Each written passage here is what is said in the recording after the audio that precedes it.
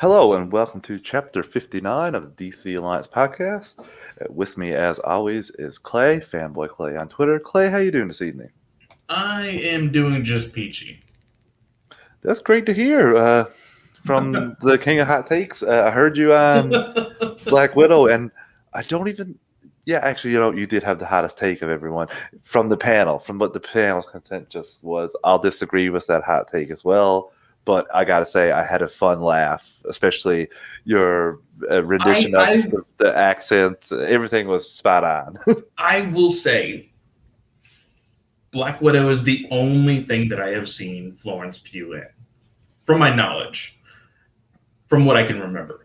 Um, I just don't think she did well in this performance. I'm not saying that she can't develop that character more and be a better I forgot what her name was in the movie already, but Elena. But I just didn't like her. I didn't like the way she performed for that character. I didn't say she didn't. She did a horrible job with the movie. Just letting everybody know.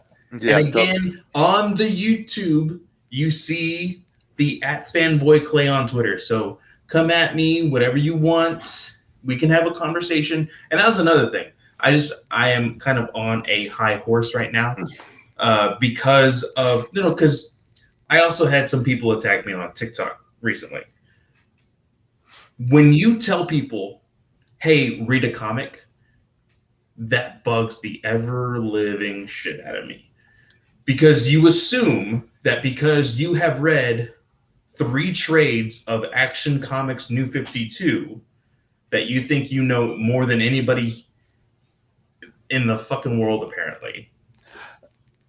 And I will just say, that's the end of time thing, Clay. They always do that. Like, oh, I don't care. I don't care. But it's 2021. Read a comic is no longer a a valid argument. We live in an age of comic book superhero movies being blockbusters since for 11 years now. don't ever read a comic on Twitter, because I promise you that's definitely like a multiple daily stupid thing No, that people say. it is stupid. But you disregard a conversation after that because Oh yeah, you you think block you're him. Block, immediate block if I you hear that. think that you are just like some like freaking high horse, like I'm better than everybody else because I read comics. I have comics here, comics behind me. I own every single freaking Marvel movie except for Thor Ragnarok and Guardians of the Galaxy Volume 2. Like I my favorite superhero is Superman, which is what I was having a conversation with on TikTok about. Like and I even did a video showing how many Superman comics that I own.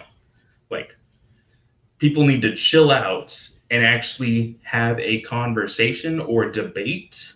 That's not going That's to the happen on social only media. that's the only way you're going to get your point across. That's never Otherwise, happening, dude, on no, social media. no, Never. because there are some people that want to be heard. There are some people that want to be heard. And then there's some people that love to just scream at a wall. Yeah, For and just... people who want to scream at a wall, it's really easy to block them. But for people who want to have a conversation, that's what I'm saying. Yeah, but that guy who Don't be said to you, don't the comics guy, he doesn't deserve a conversation. He immediately gets blocked, and you shouldn't even give him the time of day of making a TikTok to respond, showing him anything, because he's just a troll, a capital T. well, I just wanted to make sure that he knew that I was better than him Well, because that's I basically what you're showing. probably own more Superman comics than he does. But anyway, go ahead and open us up with everything with the GUA. And to Nathan's point, Nathan saying, hey, this is a DC show. Nathan, the GUA and Marvel Alliance just did their first MCU movie review. I'm going to give them a couple shout outs. We're going to start that at the start of this show before we get into the very short amount of DC news we have. Very short. And I got to give them props because I listened to that review literally yesterday on the way back into the city. When I got into the city, because my girlfriend wanted to have an Eminem karaoke party on the way in. So it took me a little bit longer to listen to the entire podcast. But it was such a great podcast, like so much banter, such witty jokes. I listened to it. I listened to it again today. I don't normally listen to podcasts that I am featured on, to be completely honest. But I just had to chuckle at my hot take and my imitation of Snell as well. So, but yeah, I enjoyed it. Brent had a great point about prequels that I immediately had to write and let him know. Yeah, like I couldn't agree more. I'm really interested to see Katie's list of MCU movies ranked. But yeah, I still need to ask for that to see what it looks like. And like you guys went live. I looked at it for a second, and I closed it. I was that angry because I was not. I had I was at that point. I was sat down being told that the vaccine was BS, and I was a sucker for getting it, and all this stuff. And then ultimately, at the end of it, the person that was saying it was like looked over to his wife and was like, "Yeah, I got the vaccine for you anyway." And I'm just like, "You got the vaccine, so just shut up. Shut up. If you got the vaccine, you don't get to say this crap." No. I got up. I got up and walked away. But yeah, that was the whole thing. I'm going to actually plug the network now, like Clay said before, and we'll get into actual DC. Sorry, Nathan. We will make it up to you. We promise. Okay, we are part of the Geek Ultimate Alliance with podcasts 7 days a week, 9 in total. On Mondays is World's Finest True Believers with Chris Belga. That goes bi-weekly with Ranger Alliance with Clay and rotating guest host. On Tuesdays is this show, DC Alliance. On Wednesdays is my show, Superhero Discussions. Right now, we're in the middle of Rick and Morty. I'm getting the band together tomorrow to review that, so that should be fun. And look for the Long Halloween Part 2 from myself and Snell. It'll probably be a special episode that'll come out a day or two after the normal Rick and Morty review, but I'm excited for that. On Thursdays is Katie's Day, Slice of Film, and Star Wars Alliance, which she co-hosts with Nathan. On Fridays is Marvel Alliance, and on Saturdays and Sundays is Weird Science Comics, DC, and Marvel Roundup. I think I got all the shows. We also have a Patreon, 2 tiers, a $5 tier and a $5 tier. The $1 tier is basically a tip jar. You like what we're doing and you want to help us out. And the $5 tier is where you get your extras. You get your ad-free episodes, early access to episodes, and Patreon exclusive episodes. Myself and Chris did a little sports ball documentary talk for a Patreon exclusive. And I know the last Ronin crew is getting together in 6 weeks, about 6 weeks to talk about that, because we'll want to talk about that issue right away, I'm pretty certain, especially the penultimate issue. So yeah, we thank anyone that can support us on Patreon. Some programming notes as well. DC Alliance goes live on the Geekverse YouTube channel at this time, Mondays, 9 Eastern, and Marvel Alliance goes live on the Geekverse YouTube channel on Thursday nights. Normally, they're just shagging me up with all the Wednesdays, Fridays, up and downs. But I'm pretty sure Brent had a tweet saying we're back at our low. Actually, right after you asked for questions, Brent immediately put out a tweet asking for questions and said the time. So kind of, I got it locked down here now. And also, we both have our own individual podcast feeds. You can find DC Alliance or Marvel Alliance. Just look them up, but you also can get all those still on the Geek Ultimate Alliance podcast feed. And in saying that, Clay, I'm going to get our little contest out of the way. We already have 3 reviews, but if you rate and review the DC Alliance podcast on your podcast app of choice, hopefully iTunes is a lot easier to see, you will get your choice of hardcover Superman book. This will be given away August 12th episode. So look for this. Just give a rate and review. You'll get this in the mail. It may take a week or two coming from a small island in Canada. But yeah, and like I said before, if you have these, there's a bag of DC doubles. There's a lot of goodies in there. So you'll get to take your pick. There's a Before Watchmen hardcover that if I had those books, I would be gunning for that. So yeah, that's the contest. We thank everyone for writing reviews. It just gives plugs the podcast more for people that don't get that. But yeah, I think that's everything, Clay. Can we get into the actual news now? I've been talking for it feels like 6 minutes. I believe we are good to go when it comes to news. Now, like you said, there is not a whole lot. But one small piece of news that people are kind of confused on, and I think that we should go ahead and clarify for them, was the small news of the continuation of Zack Snyder's Justice League. uh, People were confused about this. And I will admit, at first glance, I thought that it was something that the studio was putting together. That is not the case at all. So, what is actually going on is everything that you have seen in the past with Zack Snyder's storyboards, with both Jim Lee and Jeff Johns attached to those storyboards. Fans of the community, or in the community of Zack Snyder Justice League, has taken it upon themselves to completely Thanos the Zack Snyder's Justice League sequels. You know, they're gonna do it themselves. So they teamed up with FSP, and they're doing a charity event, and they are doing the art on their own as well as the animation, and creating this entire motion comic with an actual voice cast. I think Ray Porter will be narrating the entire thing, while there will be voices throughout the actual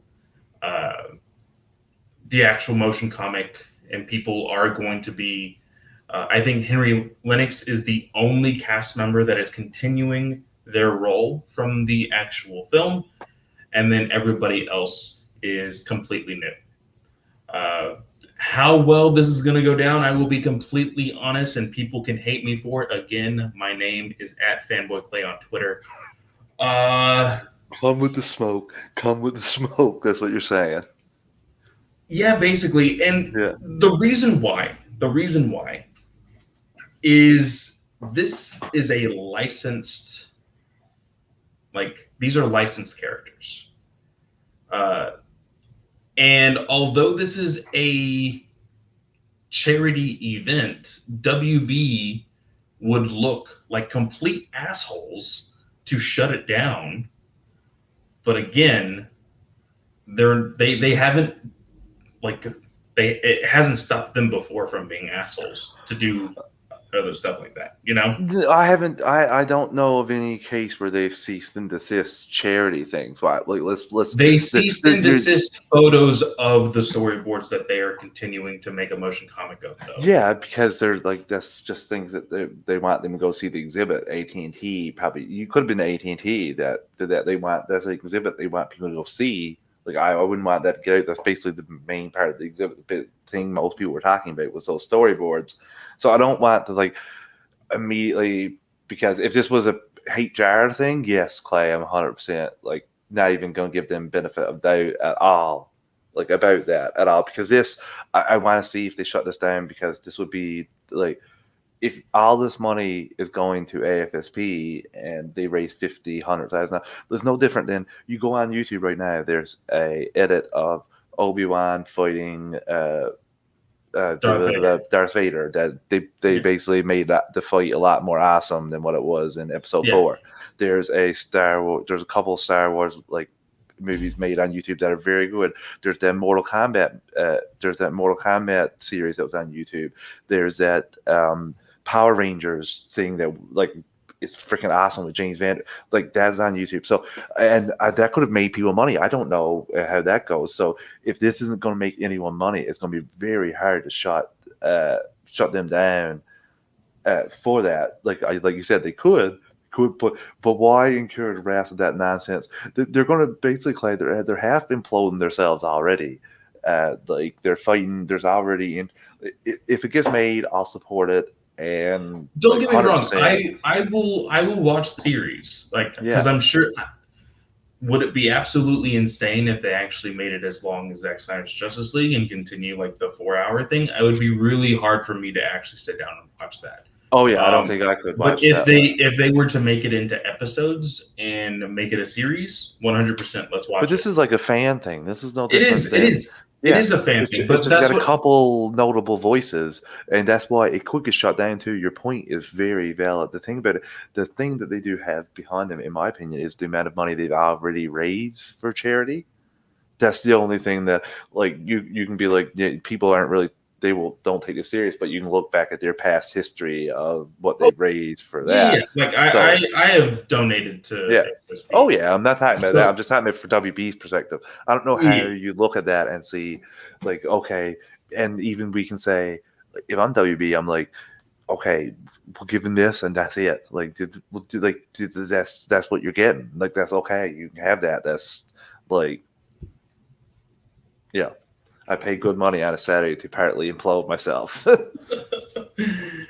And I find it very ironic that even what's his name, Sam Benjamin, the Yeah. guy that was rumored to be No, the Green guy that Lantern, milked being Green yeah, Lantern. I'm pretty forgives sure him. they've convinced him to be Green Lantern because Hal Jordan is going to be in this sequel, and he is a part of the voice cast. Yeah, so So I think that is kind of funny that he was milking his way into like being that character, and now he is actually going to be able to be that character. he needs to teach Tyrese a thing or two about speaking a character into existence. I do think that like for them to be able to do this and actually, because don't get me wrong, I have looked at the art. They have been posting progress photos of art.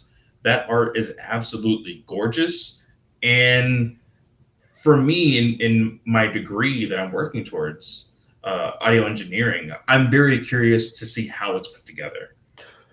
So, Will it look like the stop motion comics? Like there's some Marvel ones I'm after watching, like on Netflix and that have been very enjoyable. yes. So I don't know if it's in that vein, then sure. I still don't know. Like you said, I wouldn't be able to sit through a 4 hour of that. And to people that are like, like none of the main actors are playing their roles. So I just think that this is, like I said, it's a fan thing to generate money. Again, That the real question is, like you said, will WB, will they do it? Will they shut it down? will they shut it down? Yeah. I'm kind of waiting for it, to be Yeah. honest. But again, because no one from the previous films are attached to this other than Henry Lennox, I'm not going to lie. I know there's going to be a lot of cringeworthy moments because unfortunately, there's a lot of fans attached to this, and most of those fans probably don't know how to voice act. Like, and that may be a harp on people, and I do apologize. But like when somebody says, "Hey, try to be Batman," they always try to like groggle their voice and be Batman. It doesn't come out like freaking Kevin Conroy, you know? So I feel like it will be a little cringy, but again, I will hold judgment until it's actually out. I will watch the first episode or whatever it may be, and we'll see how it goes. Same. I'm going to take the exact same approach.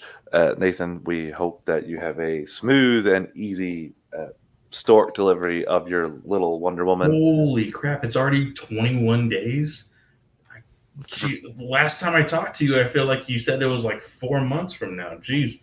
That doesn't say much for you and you're speaking with Nathan if that's the time frame. I'm just kidding, obviously. Well, no, it's just, I mean, listen to the last Ranger Alliance. I feel like I'm having Alzheimer's or something. I forget many things all the time.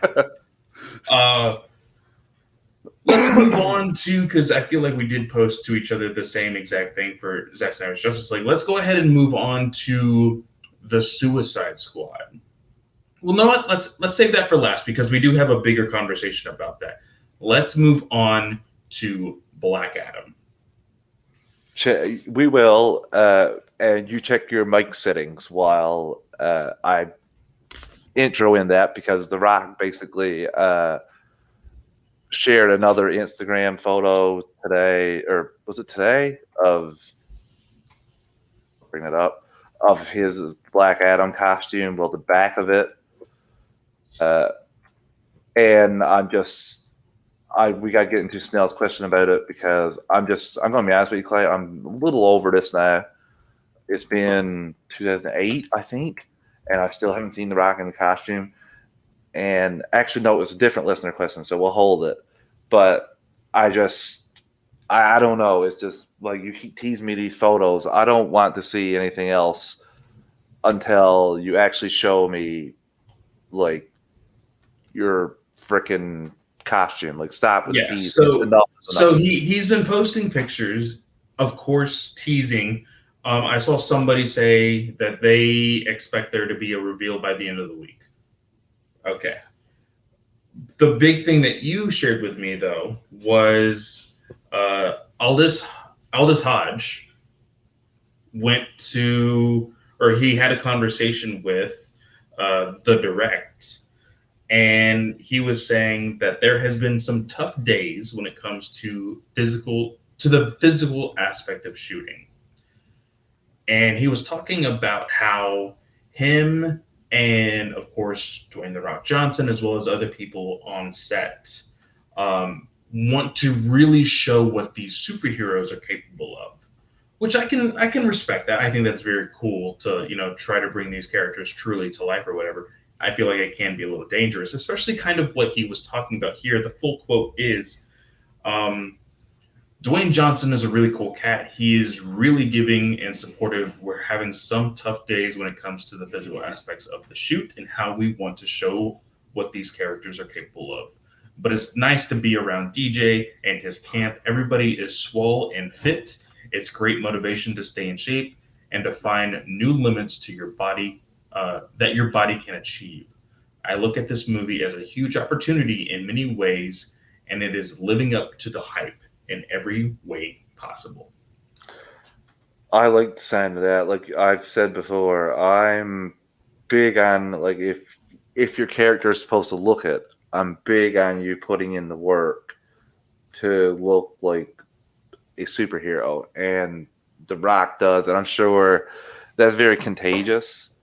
Uh, I'm like, if you're seeing The Rock clanging and banging over there with weights, and you're supposed to be Hawkman standing up with that weird little costume, but you know what I mean, with your arms and everything exposed, you're going to want to hit the gym as well. So I can imagine, and Rock's been doing this for years. Like he literally transformed his body from like lean and athletic to I don't even know what to call him now. Like part, I don't know, like like Animorphs. It's kind of like an Animorph. The Rock is like I don't know if you remember those books, Animorphs.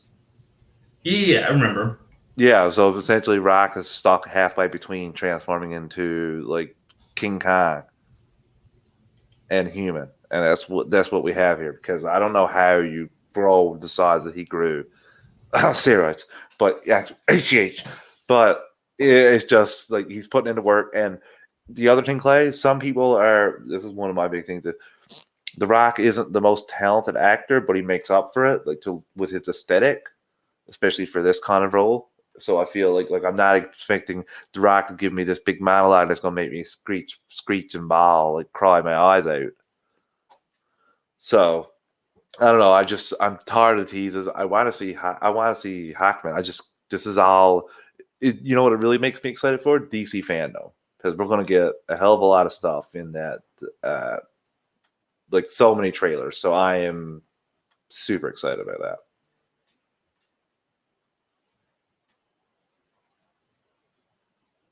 I can't hear you. You're muted.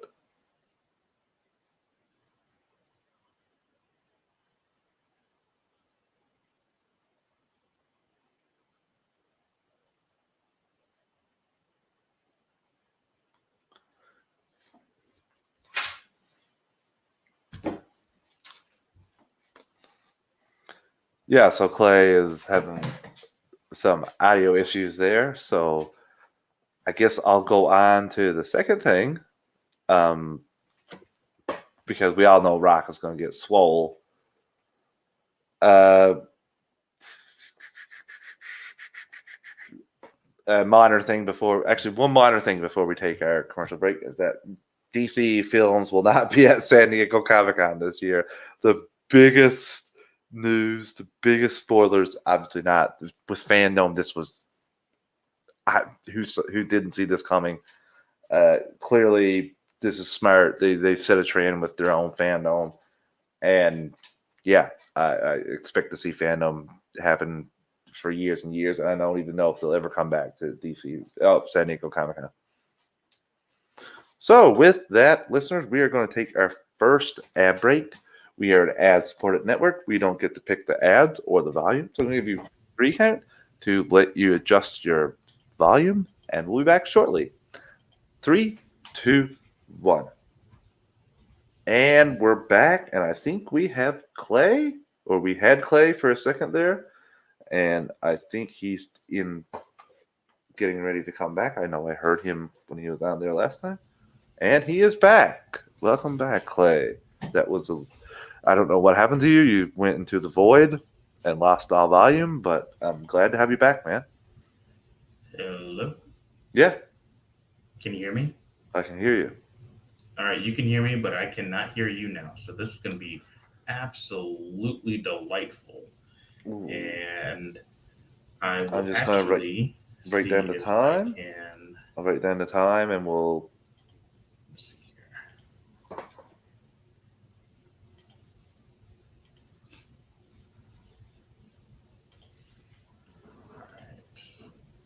See if Mr. Snell has put 5 minutes of ads in this time.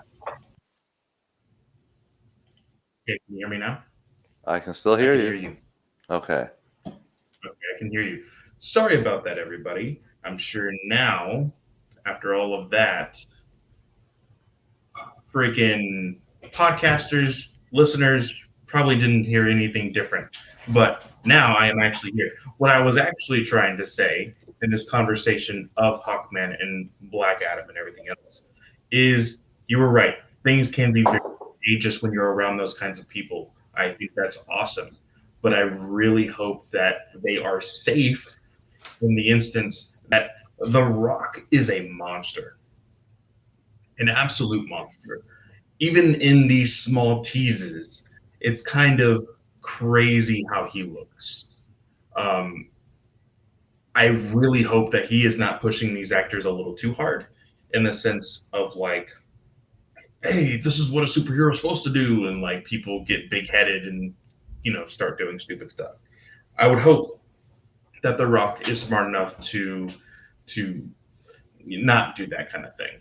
So that was my biggest thing when I read the quote was like, oh, let's hope that these people that are in charge of the set and everything else know their limits. That's my big thing. Oh yeah, that makes sense. It's just make sure everyone's not, going too far, because you still have to act. It's not just about working out. So I don't think Pierce Brosnan's going to be in there hitting the gym very hard. So we don't have to worry about him missing any.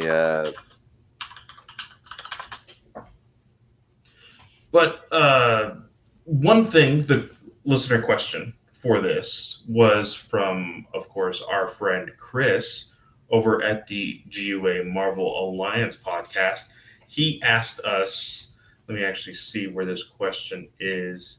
So with the buildup of Black Adam's eventual costume reveal, will this be anticlimactic or surprising? The costume in the comic does not leave a lot of room for creativity and factor in what we have seen from Shazam 2, which might end up being similar. What do you think? Like I said, I'm sick of the tease. I don't know how, like he said, there's not much in the costume. There's not much to tease. That maybe a hood or not hood. That was a big hubbub apparently for David Sandberg. But I just assume it'll be relatively close to. Let's just be relatively close to the Shazam costume. So with Black and The Rock being big and muscly, it won't look like the first Shazam costume because that had a lot of padding, and this is just The Rock. So that's the best thing about this. Here is what I think about it, unfortunately. So in the photo, and I'm trying to look for that photo. Here it is. So in that photo, you see him, and you see of course, the back of his suit, right? That suit looks super thin, meaning I feel like they probably took this suit into account with, of course, his body, his muscles. And they're like, hey, we don't need to really form it to anything other than, hey, we need to make it fit you. Well, that's what he said, Clay. He came out and said that. He said, this is not going to have any padding or anything. This is just going to be my body. That's it. I think that is what's going to make this suit look awful. Awful? I think it's going to look weird. Like, I don't think that, like, don't get me wrong, with VFX, with whatever kind of photo editing, whatever you need, I feel like they can make it look good. But seeing it as is right there in this photo, that looks weird. That's what I feel. So Yeah, that makes sense too. I don't know, because this is going to be our first look at it, in my opinion, a first look at a superhero in a long time that they isn't CGI, isn't touched up, isn't using mocap. There's none of that at all. So it's, I don't know, it's cool to me, but like you said, it could go horribly wrong, Clay. It really could go horribly wrong. So fingers crossed that doesn't happen. But I'm still excited to see it. It's just I'm sick of the teases. I'm like over and over and over again. I'm sick of it. Just show me the damn suit, Chris. Like, I want to see it. So we have, of course, let's see here. We did. Oh, one thing that I found kind of funny with what you posted in the GUA chat was this whole thing with Harley Quinn, kind of moving towards our Suicide Squad talk. So Margot Robbie had a conversation with EW, Ew News. Margot says that she doesn't know when she will play Harley Quinn again. It was back-to-back filming this is the quote, back-to-back filming Birds of Prey and the Suicide Squad, so I need a break from Harley because she was exhausting. I don't know when we're next going to see her. I'm just as intrigued as everyone else. And you posted this with saying, tell me you survived without telling me you survived. And yes, I agree with you. I agree that is like, I have nothing to worry about. Because Clay, the appropriate answer would have been, I love playing the role. It's probably been one of the best of my career. But as you guys know, this is the Suicide Squad.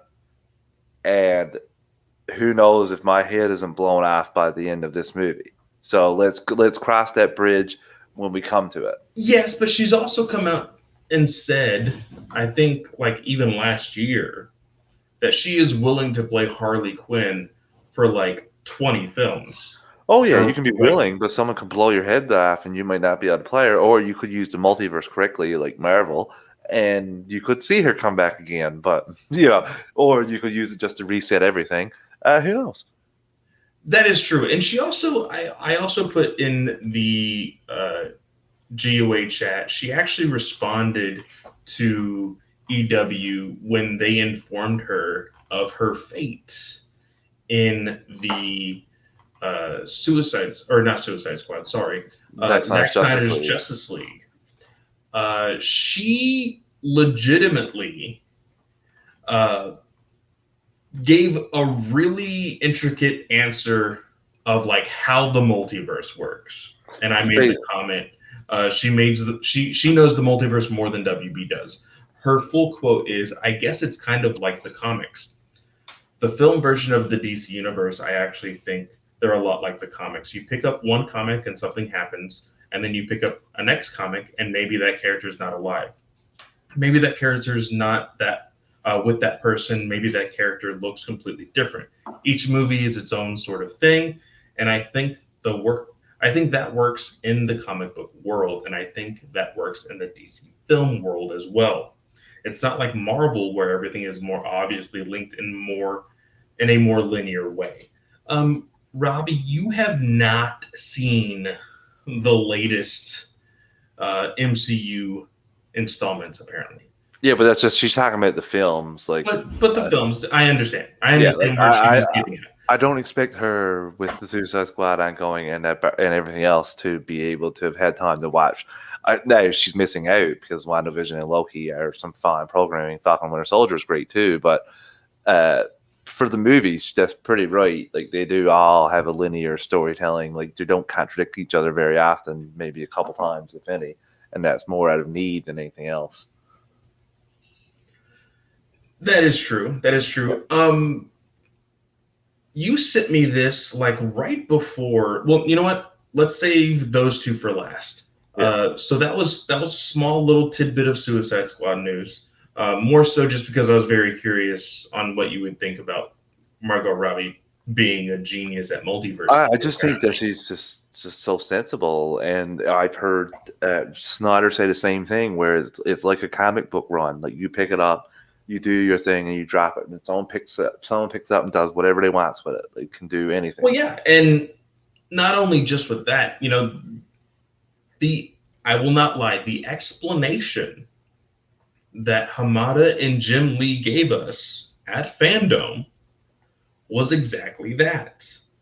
One of the biggest things that I enjoy at DC and in Marvel is when it comes to comics is I can read a Batman issue, right? And maybe I don't like the writer of Batman right now.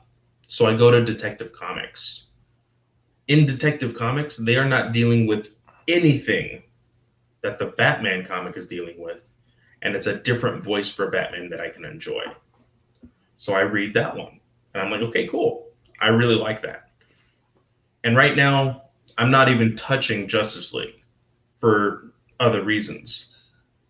So where am I going to read Superman? Oh, well, I can read him in Action Comics right now. Because Action Comics, okay, has a different voice. Sounds great.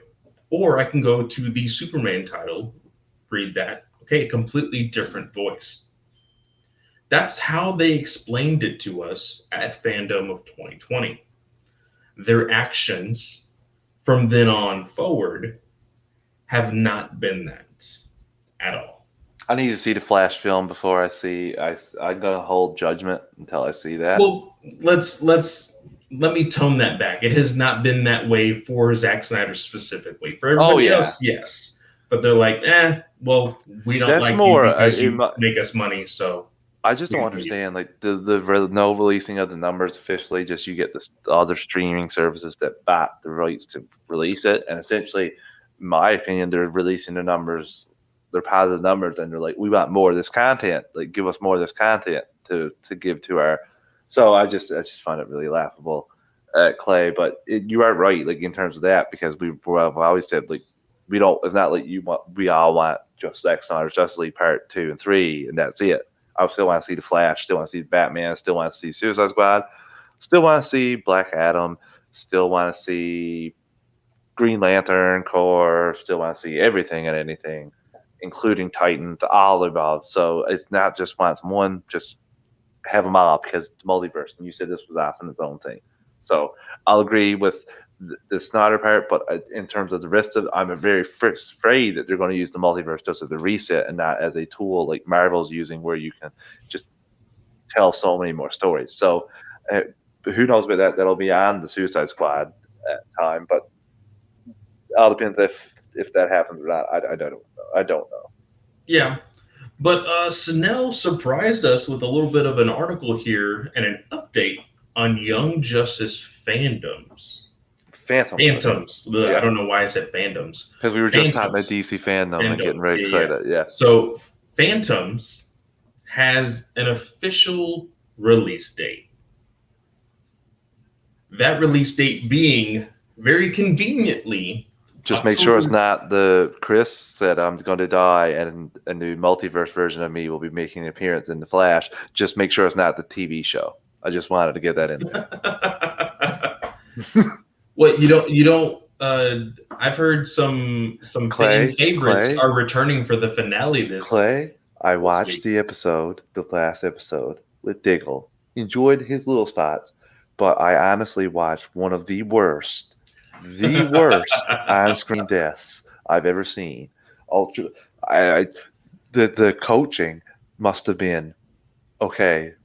The You're same gonna as Mortal Kombat. you're gonna die and give a monologue, but also forget anything and everything you ever knew about breathing and oxygen and anything involving taking a breath. Just forget everything about that because that's what essentially what it was like. I really need to watch this because I'm going to send you the clip of her dying, and just so I will send that to you. Teaser spoilers. Uh-oh. Yeah. Oh, Um, you probably don't. You probably don't know who the character is. You haven't watched it that long. well, I'm just saying it for our listeners. They didn't know if it was a he or a her, and now you just said her. If I spoiled you, be happy. Be happy. Well, I just know apparently there is a fan favorite that is returning for the finale, with some speed powers. So there's a hell of a lot of things that have been told. They don't even keep anything secret anymore. The showrunner is terrible for just telling you things that are going to happen. Like, okay, dude, can we just get there? Like, it's you've already got the season shot. It's not like they can say you're not going to get the season shot. So you don't need to.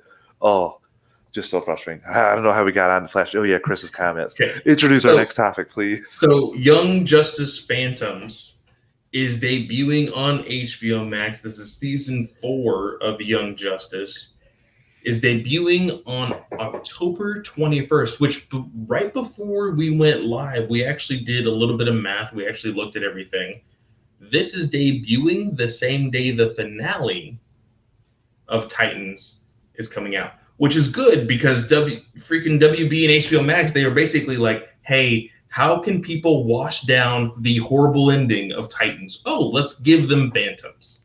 That's basically what that is. Affleck was the bomb in Phantoms. I always count on Chris.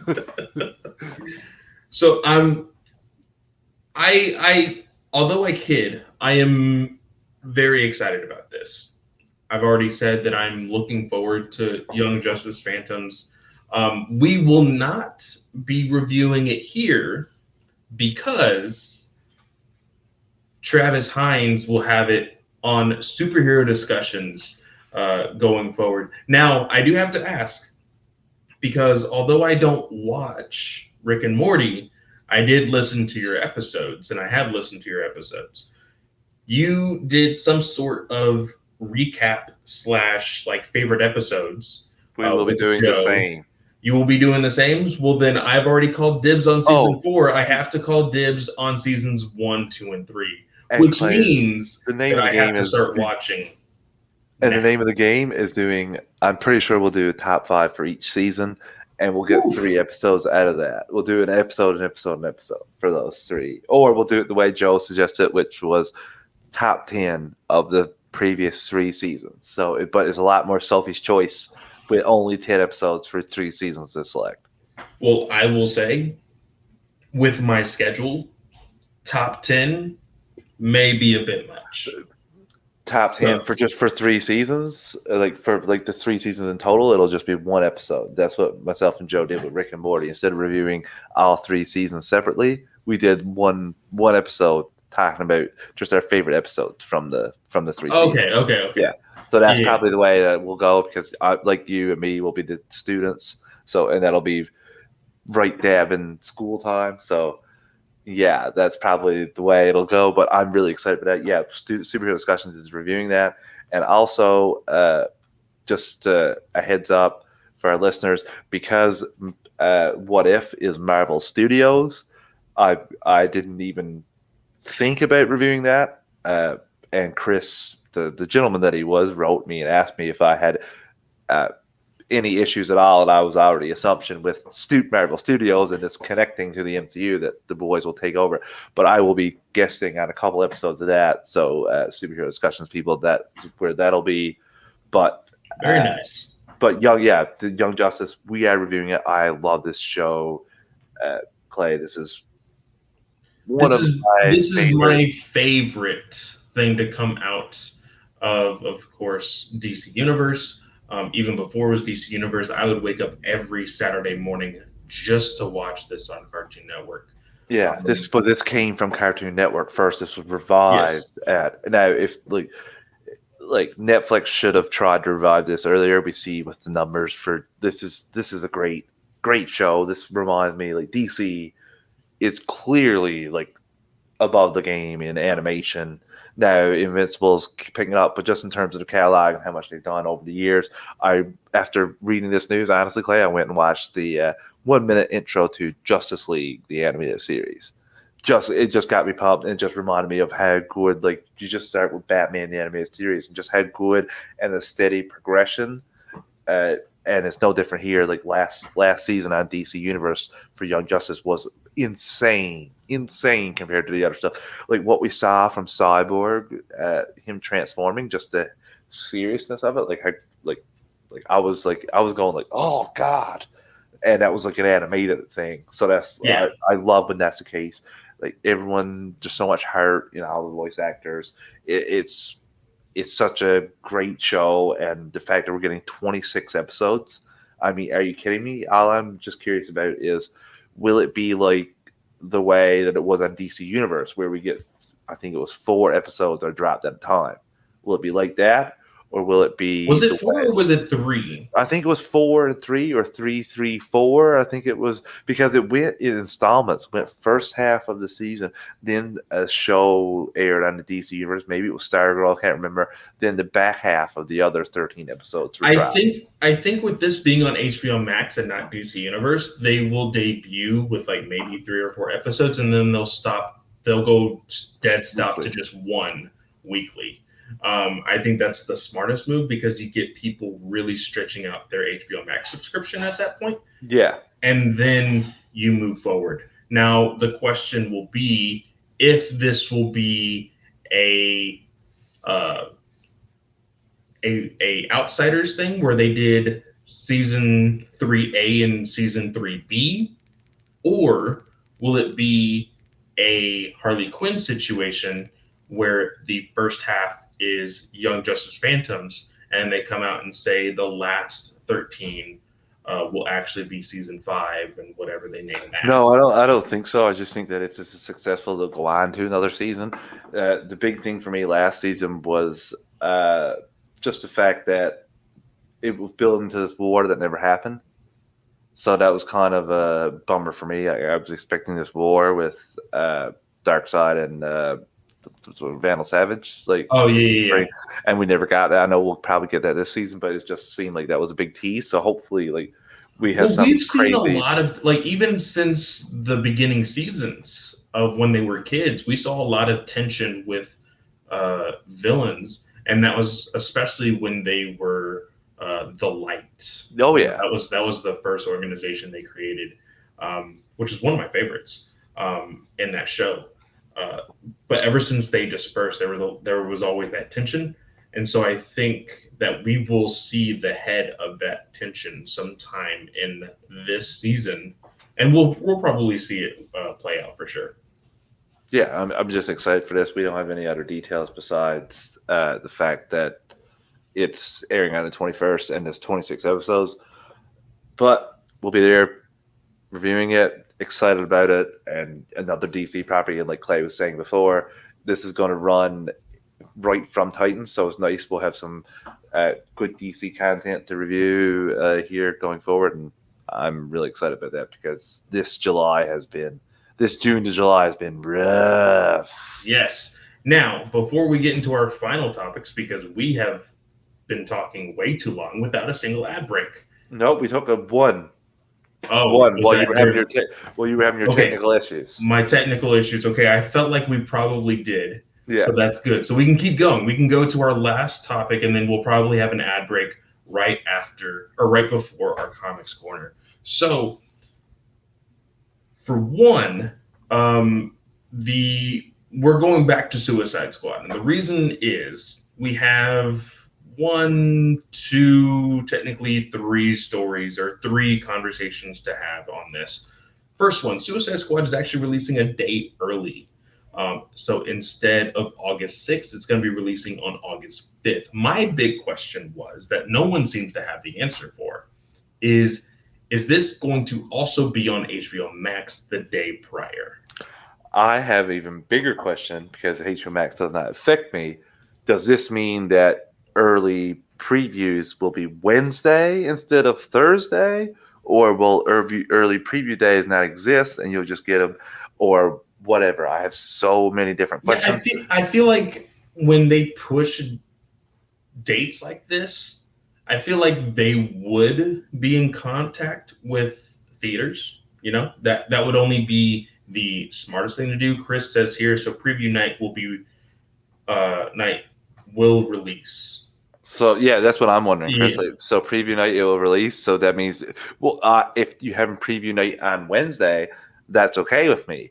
But if you're just pretending that you're releasing it when you've already been releasing it, and I would have got my ticket for 7 o'clock or 6 o'clock on Thursday instead of, you'll probably let me get it at 12 o'clock. So it's just preview night, but just like it's just a few hours early. So It's a little confusing for sure.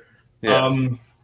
But And and one other thing, the conspiracy theorists seem to think that they was throwing it there awful quick when Release the Ayer cut was planned for August 5th, the day before. Yeah, that was my thought, Clay.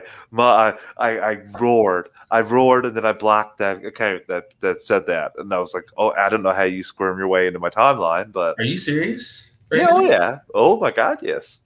Oh, you know what? That's what that was about. So I posted this in the GUA. That let me actually see if I can still find that account. So there is an official, what people call the official The Ayer Cut account. Let me see if I can find it.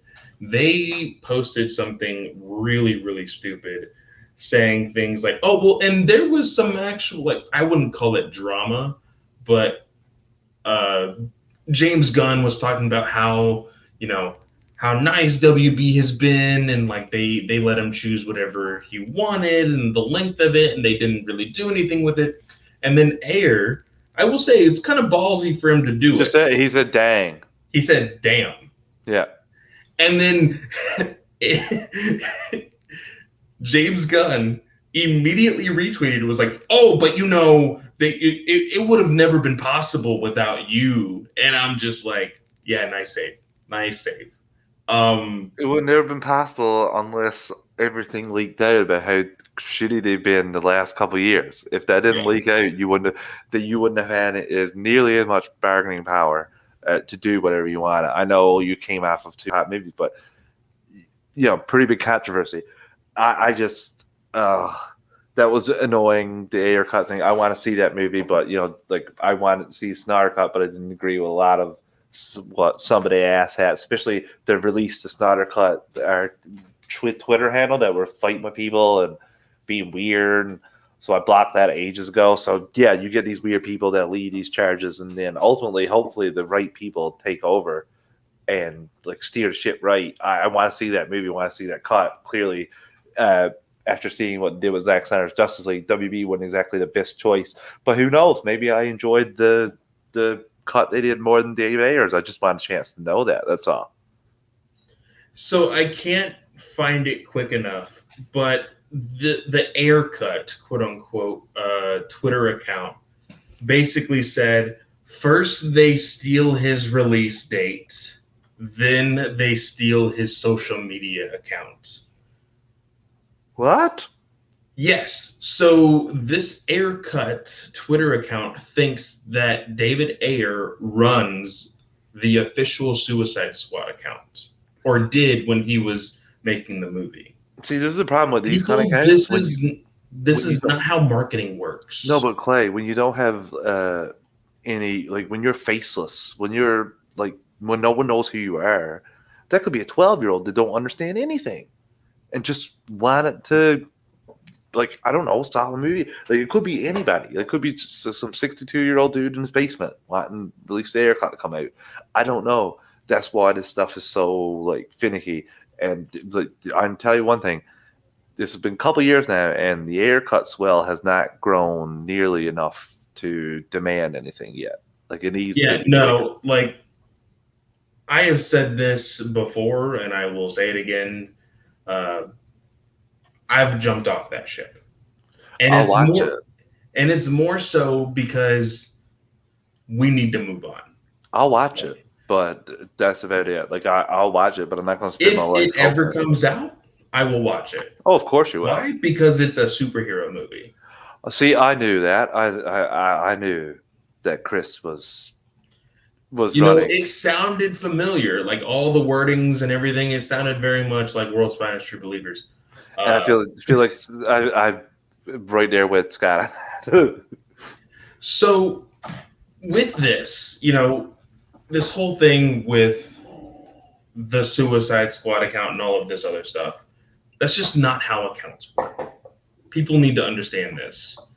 Now, it's different for myself and podcasting because I am the one running that podcast. So same thing with DC Alliance. Me and you both hold that account on Twitter.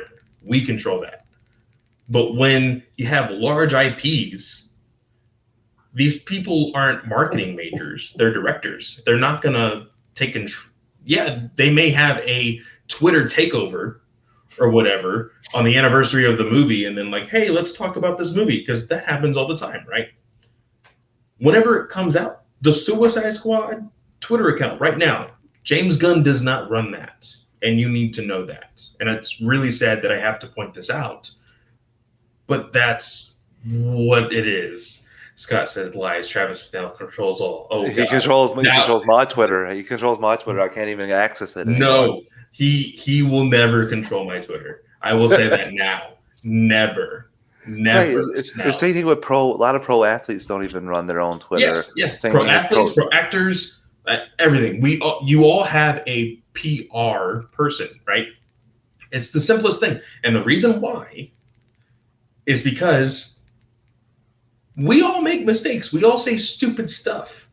And if somebody, quote unquote, important says something stupid on social media that is connected to millions, if not billions of people, like, you're going to have to answer for that. So, easiest way to do that, hey, don't put it in the hands of somebody who might say something stupid. And yeah, sometimes it backfires, right? Chris, Chris says, "Oh my, sounds like a challenge you will be accepting soon." All I know is that if Snell can easily pull the screen caption from this, take me out and take a shot at Clay for their upcoming match with Snell controls all at the bottom. So I mean, like you just gave him some ammo there, Clay. No. So anyway, the date has moved forward. I'm excited about this.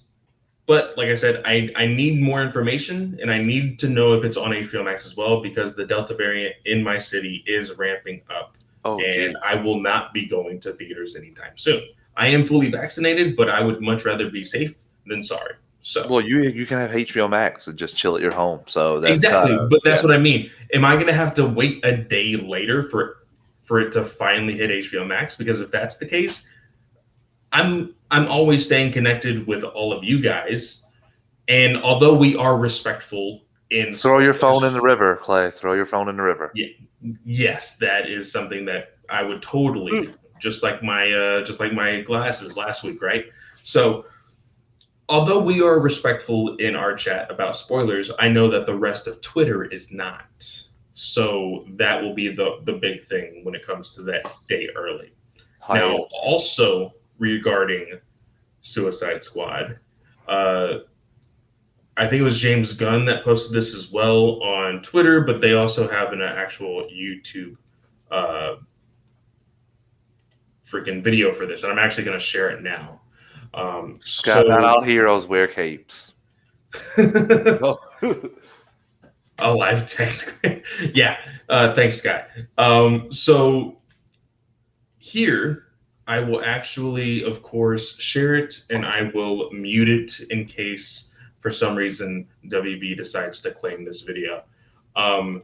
This is basically just showing behind-the-scenes stuff with James Gunn. James Gunn here is actually stating that this is the one comic book movie he has always inspired to make. Like, no other movie has been able to, like, basically this is his what's the right phrasing for this? Well, it's more he hasn't been able. He doesn't need to use as much CG in that because of the camera. This is more so an ad for the camera, the Red X camera, like Red X cameras, and the fact that they're basically like advancing technology and innovating new ways to capture shots that they could never And catch before. there's not really any new footage here, from my knowledge. I think the newest thing was probably like we saw Polka Dot Man like disperse his dots. That's probably the newest thing we've seen.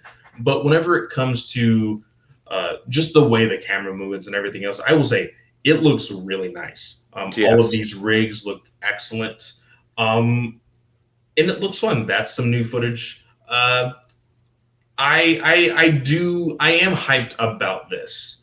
I really love this aspect because I don't think I really noticed it until now.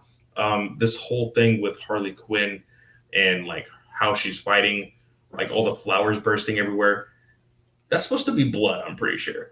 And instead, she's imagining it as flowers, which I'm sure is going to be absolutely insane. Which is awesome and perfectly on point for her character. Yeah, and I'm sure that is the Scott Clay prefers TikTok these days. Apparently, the cool kids are all doing it, which is why I don't. Haha. Uncool kid, Chris. Uncool kid right here. I'm a cool kid. In fact, I like just calling me a kid makes me feel wonderful. But I am excited about this, even with like not even seeing that or seeing that hypes me up a little bit more. I'm going to be able to see just what kind of new angles and see what he experiments with when it comes to this movie. But one thing that Travis sent us in, which was the question that we were going to kind of talk about earlier, but we decided against it. Travis sent us a question saying, because we were talking about this, because some of the biggest news this week is that Disney actually shared some of their numbers when it came to Premiere Access. And of course, right now it looks like they are having the biggest theatrical run post-COVID. So it says here, inspired by the GOA chat question for the show tonight, how do you think Suicide Squad will perform opening weekend overall, and where it will place in the DCEU as far as opening weekends goes? So, and he sent us like the average of each opening and the end of opening, domestic and worldwide. And worldwide. So we kind of gave our answers to each other before recording. Travis, where do you think Suicide Squad post-COVID will land opening weekend? I'm pretty confident it'll beat Wonder Woman.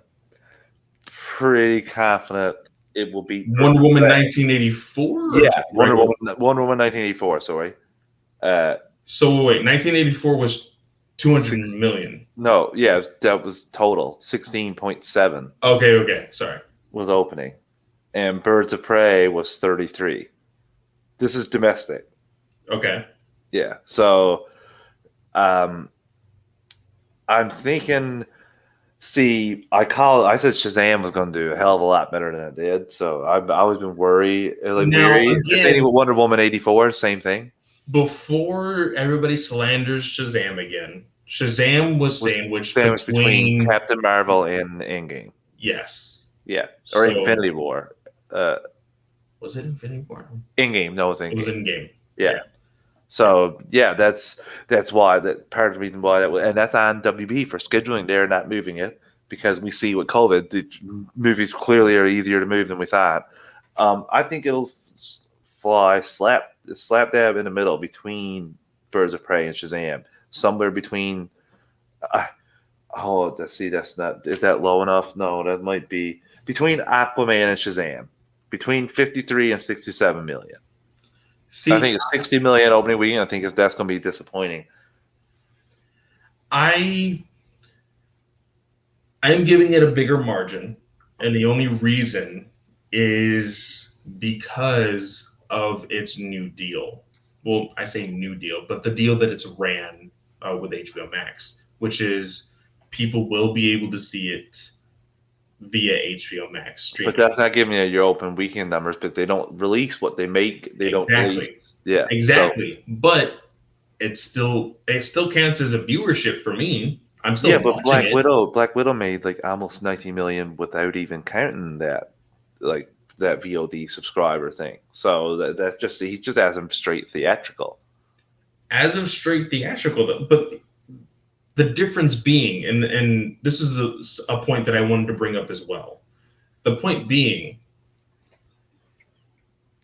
Disney still has you pay for Premier Access. HBO Max does not have you pay for Premier Access for these movies. They're having you pay the $15 subscription fee.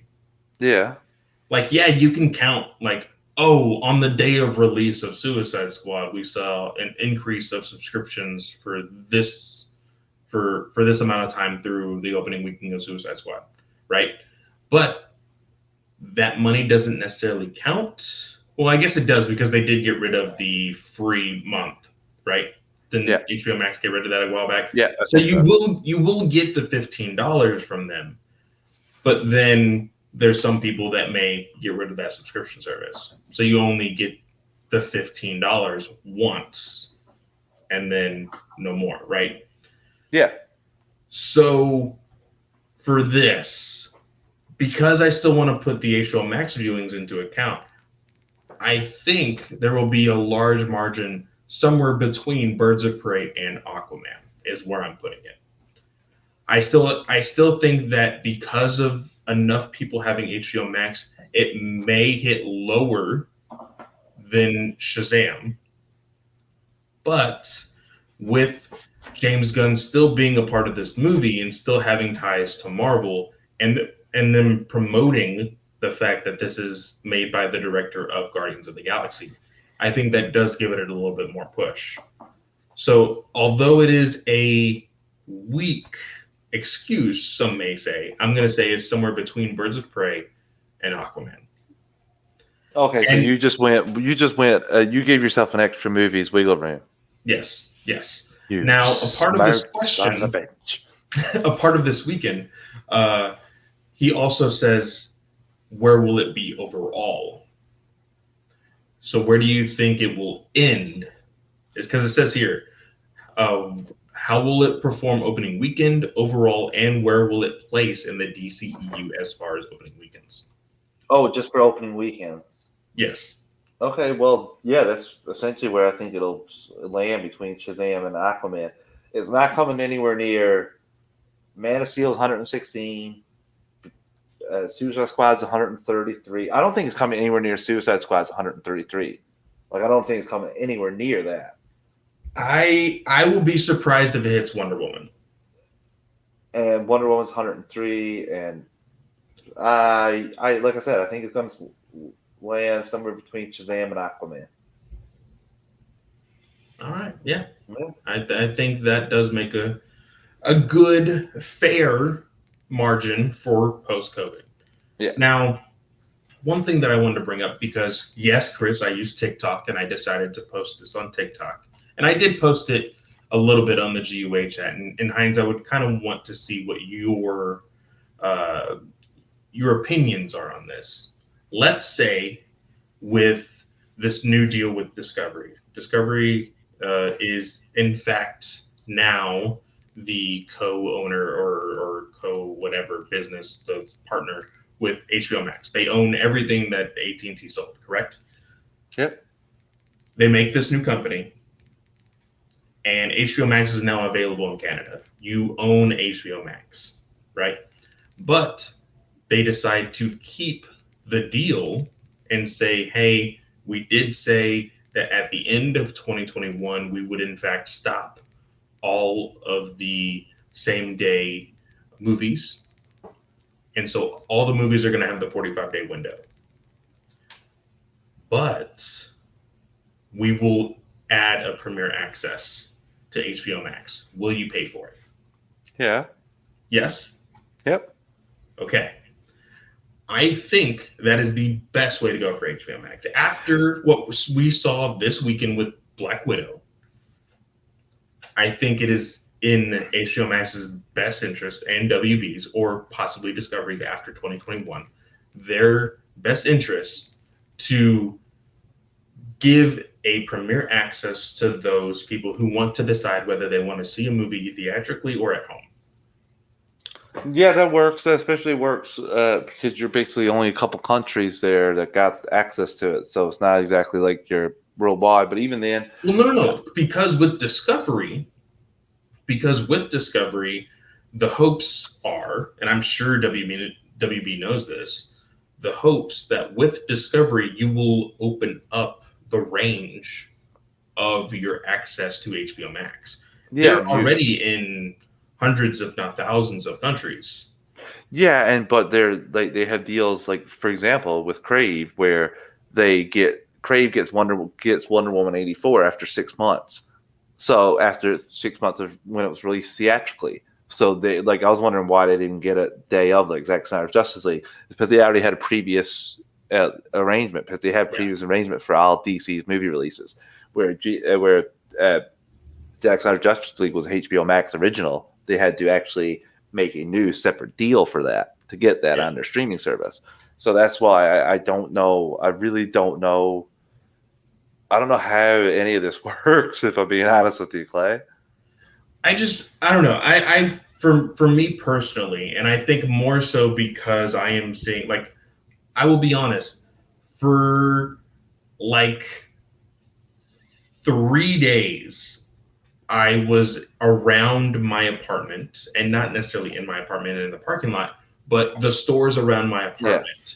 I was feeling comfortable enough to not wear a mask. And the reason being is, in my city, I was looking at numbers every week, and I told myself, as long as there are 2/3 of the population fully vaccinated, I would be okay with leaving the house without a mask. That happened. I wasn't wearing a mask. I felt comfortable.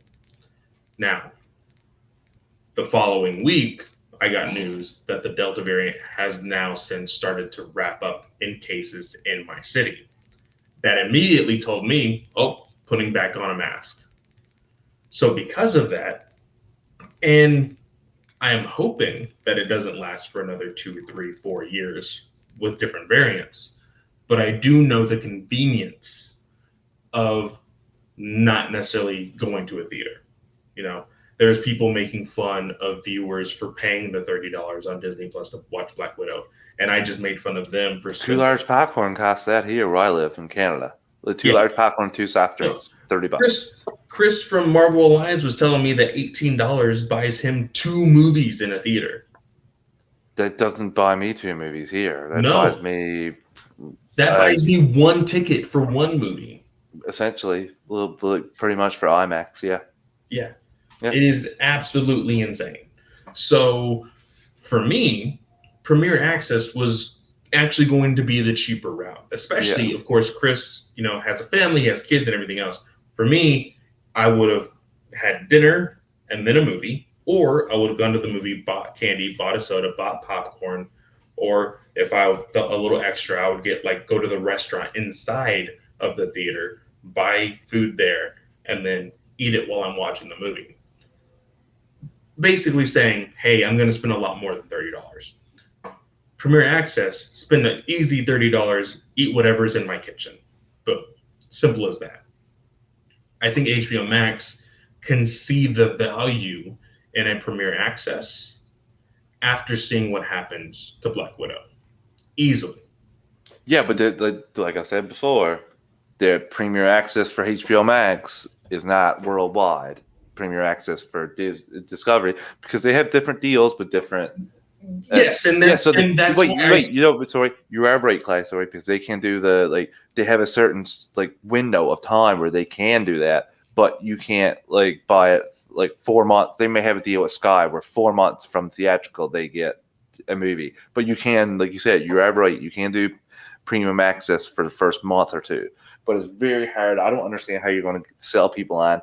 We gave you all these movies at this price, and now we're going to take it back and charge you $35, $40 per movie. Well, here's the same thing, because Brent asked me the same thing in the GUA chat.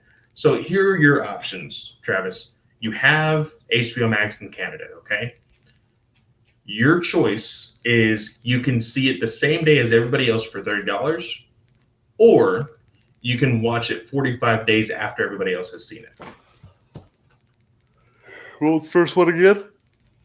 Same day as everybody else for $30, or for free 45 days later. Depending on really, it would The depend on my Batman. financial situation The more Batman. than anything. But Yes, I'd watch any of the movies. But if I could, I'd pay $30 instead of going to the theater. I would. I'd pay $30 to sit down same day. I love it. It would be exactly. amazing. Oh yeah. Exactly. So I'm sorry. Like for me, like I don't know when Fast and Furious has been what was released, but like I'm not going to a theater, and I know that 45 days after, if I wanted to get a free trial on Paramount Plus, I could probably watch it there. But like if they were to give me the option of, hey, you can actually watch it right now for this amount, I would make a Paramount Plus account and then pay that amount to watch it. You'd have to pay me to watch that, if I'm being completely honest with you. They'd have to No, pay but me to like, watch that movie. oh, same. But Yeah. that's what I'm just throwing a movie that's in Oh, theaters right now. I know. I'm just talking about a movie that's in It theaters right now. really, And I even love the me, memes. I I haven't. love the memes. I Same love the thing. memes, but I can't Memes are stand the hilarious. movies. I can't stand the movies ever since I want Ever to say since 4 six, or well, 5 or 6. I can't remember. There's a certain point after the ride. after six, I was done. I was Yeah. absolutely done. The When only I saw reason that trailer, and they went over the bridge, and everyone was just like, "This is so cool." Everyone in our chat's like, "Oh my god!" I'm like, "What am I watching here? Like, what am I reading exactly here? no, This is nonsense. This is like." exactly. I'm on the same page. I'm on the Okay. same page. Okay. Now, the only reason why I have seen, I think I only saw six. After that, I did see, because this is nine, I think I saw eight, but it was the only movie for some reason that I had on my tablet at the time. Did you watch Going to- Marvel Studios presents Hobbs and Shaw? Because that's essentially what that was too. That was Oh, a full blown superhero movie. So Hobbs and Shaw, I got dragged to with my co-host of Batman News Weekly. We have this thing for theaters that, hey, if I want to go see a movie and it's my turn, I will have to pay for both tickets. But if it's his turn, he will have to pay for both tickets for whatever movie, regardless of if it's a movie I want to see or a movie he wants to see. Recently, we haven't been able. The last movie we did that with was an anime, Demon Slayer. It was his turn. So Suicide Squad would have been my turn, but because of the Delta variant, we are not watching it in theaters, and we both get to watch it for free on HBO Max. Frank says, "I'm waiting till Black Widow goes to Disney Plus for free. We'll watch Suicide Squad at home. To be fair, my love for theaters has disappeared. Hope Premier Access is here to stay." Frank, I went and watched Black Widow at the theater the day early just because I was going out of the town. But honestly, I would pay, but I don't have the access for HBO Max. But I would pay to watch these movies at home because my love for theater is waning a little bit too because of honestly the way people's manners are, the way people behave.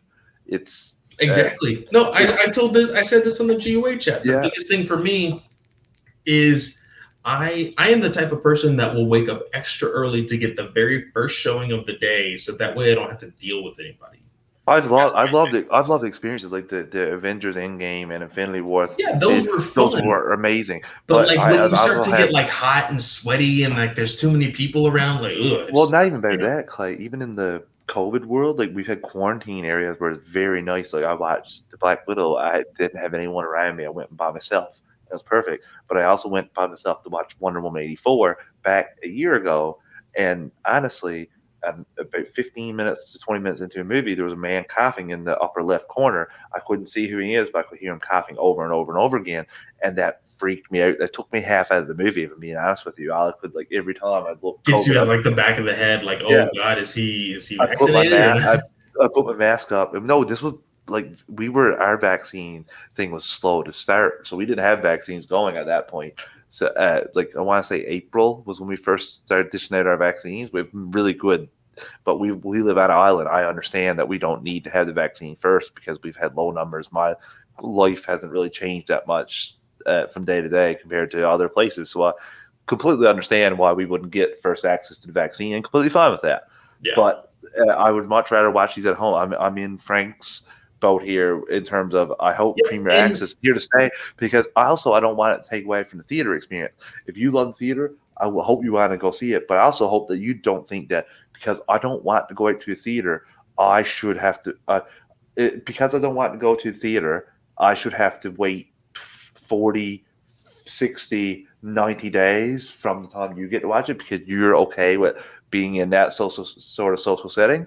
I exactly. think that's a crack of in 21st century. I think it's a crack, and the only reason I think it's staying like this is because of the theater people are clutching and grabbing to every last second. It's just like newspapers to me when the internet was And coming along. and it all depends on the film, like you said. It all Yeah, depends on what film you're watching. For me, Raya the Last Dragon, I didn't watch that until it was free on Disney Plus. yeah, Cruella, I'm gonna wait until it's free.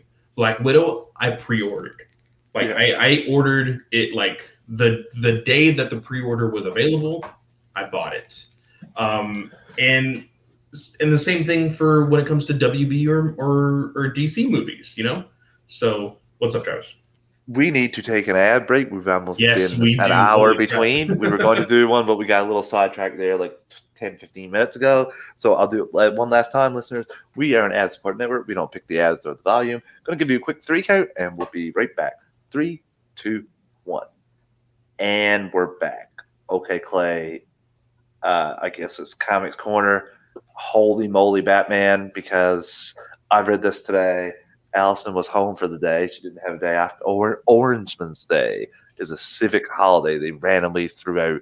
So she was home today, and she was talking to me, and I was just completely enveloped in the comic with my headphones in, listening to music. And she touched me, and I honestly got a little bit of fright. I was, what are you doing? I can't get over how good this comic is. I'm completely enveloped in it.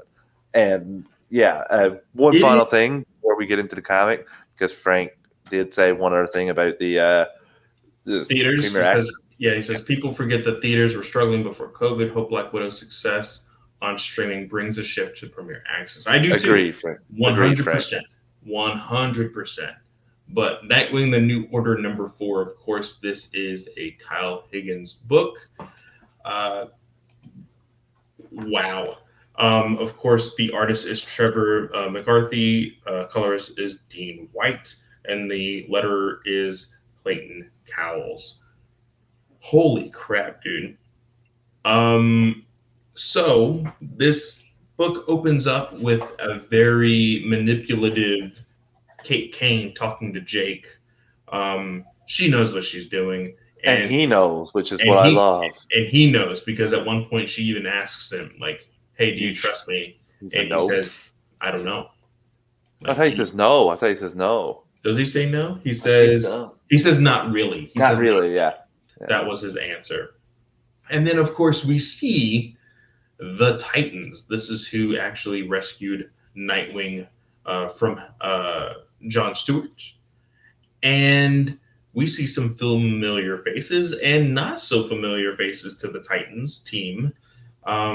Of course, we have Beast Boy looking like freaking Beast over here. And Well, there is an explanation to it that comes later. Yeah. We have Wally West. We have Starfire. We have Cyborg. And then we have what looks like a Blue Lantern. Lois Lane. Lois Lane is a Blue Lantern. That was a twist when I first read this comic. I was like, what? Especially when it's in Lois first. I was like, no. And then they went, I was like, oh my God. Yeah, there's one line where she actually talks about her journalistic instincts and all of that. So this is, in fact, Lois Lane. She is using her ring to heal people, which I think is really, really awesome. We get a lot into the feelings of Dick Grayson and Corey later on, but we get this moment of with Brady and this woman. I can't remember her name. We'll call her Mole because that's exactly what she is. She the is mole. the mole. Yeah. Liz is her name. Liz, yeah. She is in fact the mole because in this whole ordeal here, she is looking at the file of Jake, and even Brady kind of like calls her out on it, and she's like, "Oh, well, I have a PhD in this, and I have this and this," and like she even calls him out. She even calls him out and was like, "Hey, like you interrogated Nightwing or Dick Grayson when you weren't supposed to, and look what happened to you. Of course, that is what the eye patch is for. But her reaction to whatever she's seeing on the screen so happens to be what the Titans look at right now. And that kind of tells you, hey, Liz is in fact this mole for them on the inside of the Crusaders team. And we get that point too about Beast Boy being caught mid blast. And Yes, so on the third day of Metropolis, when Nightwing actually used the device that destroyed all of the powers, Beast Boy was mid morph, and that is actually why he is stuck as what I think would be a tiger. And of course, he aged like that, so of course you see a little bit of gray in his beard and everything else, which I think it looks really, really cool. Yeah. But like I said, we get a whole lot of these feelings with Corey and Dick here. We get a little bit of a backstory on Corey, which I found really, really nice for individuals who wanted to read this book and didn't know exactly who she was as a character. We get her history right here. Her being sold off into slavery after the war, her landing on Earth, and the Titans actually being some of the first people she actually interacted with on Earth. You see that, they had their ups and downs throughout their relationship. They eventually got married. And of course, they're not any longer. And even Dick Grayson is like telling her, like, hey, you left. Like, I thought we were on the same page and you just left. And she says, hey, I have the right to change my mind, which in fact she actually does. Like, that is a big thing in here. And this does have a little bit of social commentary when you actually think about it, just because, like, metahumans are a race in the DC universe, and Dick Grayson essentially just like wiped out an entire race, basically. I gotta say, much as I'm loving this book, I couldn't be more disappointed about Dick right here after what happens with his son, that he's still not like being like, yeah, took it way too far. This is effed up. You got to shut this thing down. He's like defending it. I'm like, Wally, slap him upside the head, take him to John Stewart, and let him get the crap kicked out of him. Because are you kidding me, dude? Are you kidding me? Like, they have your son and you're going to put in his stasis? Oh, Batman should be around to give you a proper spanking. And I actually feel like Batman would not be on the side of Dick Grayson. 100%. Oh God, no! And I think we've said it before in this series. But we have like what would have been a touching moment here. He's like, "Hey, your son misses you," and she's like, "Yeah, and I miss him." And he's like, "I miss you," and she says nothing. And he's like, "Oh, yeah. Is that how it's gonna be?" And she's like, "Yeah, I miss the person I used to be in love with, not the person that you are today." And there's this moment where like he tries to get all touchy-feely, he tries to like be swooning of her, and I'm just like, dude, no, stop. And she even gets the comments here that like she says, "For as long as I've known you, you have made me feel strong, respect, empowered, and free. But after Metropolis, after you joined the Crusaders and began policing our community, I felt like I belonged to the Citadel all over again." She felt like she was a slave. That's powerful. Yeah. And he does have a moment of grief at that moment, and he's like, "I'm sorry." And he finally gets to the point where he's like, "Okay, I'm going to help you guys. Of course, this is my son, so I definitely need to help you guys." Well, essentially, because the Titans are more concerned for Dick's son now, because we find out that it's not that he's like super strong meta or anything, is that he's actually invulnerable to the blockers, so yes, the inhibitors. So this he can in fact be a cure, yes, for what has happened. And just like you said, he has a moment of like, no, that's not going to happen. And you can kind of take it two ways. You can take it, no, you're not going to use my son in that way. That's or you can take it how it was meant to be.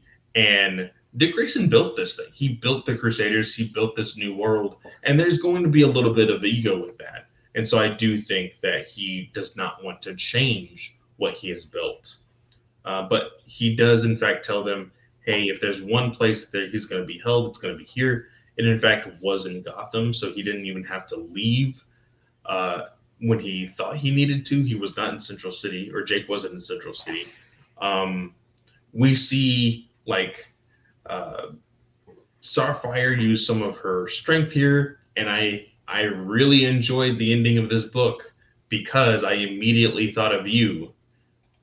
We get to the end of this book, we see Jake, Lois, and Beast Boy, and everybody on the other part of the team is kind of looking around, surveillance and everything else, kind of seeing what they could find to help them in their crusade to find a cure. And lo and behold, there is a guard that they didn't know of protecting Jake. Mr. Freeze. Being Mr. Freeze. This, yes, I absolutely love this Starfire design, Frank. She is more tactical here. I feel like this Starfire very much took into her roots of her warrior race, a little bit more with the modern world, and has that very like tactical soldier-esque design, which I really, really do love. And even her powers have like these gauntlets that help her kind of focus her blasts, which I think is really, really cool. But this design for Mr. Freeze is absolutely terrifying. You know what though? Bad plan. Bad plan. Starfire and Jake. Bad plan. Yeah, it's gonna be very interesting to see how they turn out. And I will not go any further with this book because it does tease who is on the cover, and I do not want to show anybody who is watching the YouTube feed that, because there's a little bit of surprise. No, who is coming next? And I know, Travis, you probably want to say it, but let's keep it for next week. We are over the hump. We are almost done with this series. We're on to issue number 5 next week out of 6. So yeah, what do you think of this issue overall? I loved it, Clay. Like, I've been loving this whole thing. I love the Titans, the issues they have with Robin, but ultimately still helping him out. And then they were going to help him out anyway. And then finding out that the cure is there. I still want to know what happened on Metropolis. I want to know who's in stasis. Like, is Superman in stasis and Wonder Woman in stasis? Who's in stasis? Who died trying to be caught in stasis? Very interested in all that. I wonder if we'll get that. Just a fantastic book. Yeah. I will admit there were some things that I completely forgot of here in this issue. So it was a very nice surprise to reread it. I did not forget about who is showing up in next issue, though. So I'm very much looking forward to that. I love this series. Like I said, Nightwing is my favorite character. Now, although this is not necessarily a Nightwing book, it's more of a Jake story because he is the narrator. It is Nightwing's world that he has created. So I do very much enjoy that. But with that, guys, that's going to be the end of the episode. I do want to apologize for any weirdness coming from my mic. For some reason in the past few weeks, my mic has just decided to change settings before recording. This is not the first time it has happened. Not necessarily on this show, but other shows as well. So I will be looking into getting that fixed. But with that, guys, thank you so much for listening. Remember our reviews for the solo feed, so you can enter into that contest to get the Action and Superman comics. And man, we are getting closer and closer to one thing is you need to hurry up and finish Superman and Lois. I think it's actually coming back tonight or tomorrow night, sorry. And then we will actually review it next month, right before Suicide Squad. Yes. So with that, guys, thank you so much, and we will see you guys next week. Later, everyone.